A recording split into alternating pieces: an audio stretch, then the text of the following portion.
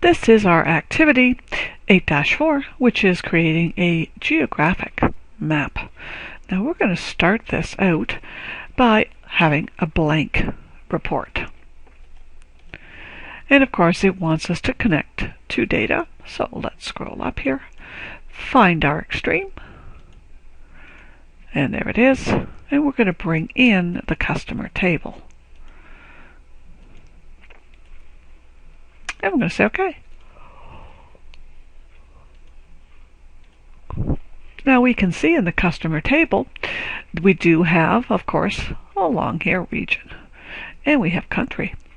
So we're going to insert a map. Now across the top, this is our hyperlink.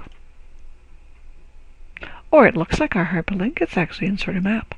Now we're going to put this down in here. Oops. And it's really slow when I do that. There we go. Now, when you insert a map, geographic field, change on, and map values. So from our data, what do we want? Well, we want our country. So let's find country. And it's going to be the geographic field. And it also becomes on change. Now our customer name should be here somewhere. Our customer name is going to be the map values. And notice it says the count is going to be the map values. Now we have across the top type options. Depends on what you want.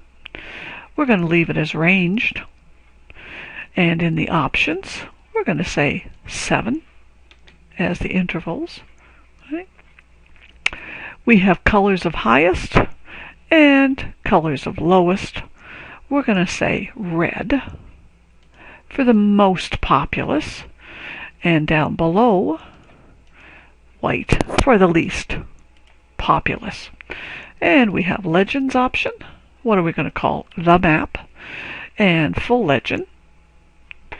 And legend title made by the map, or do we want to specify? I think we'll specify.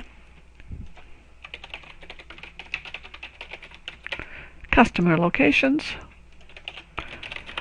by country. Okay. And we're going to say OK. Now we're going to put this in our report header. Right? Doesn't look like anything until we preview it. Let's have a preview.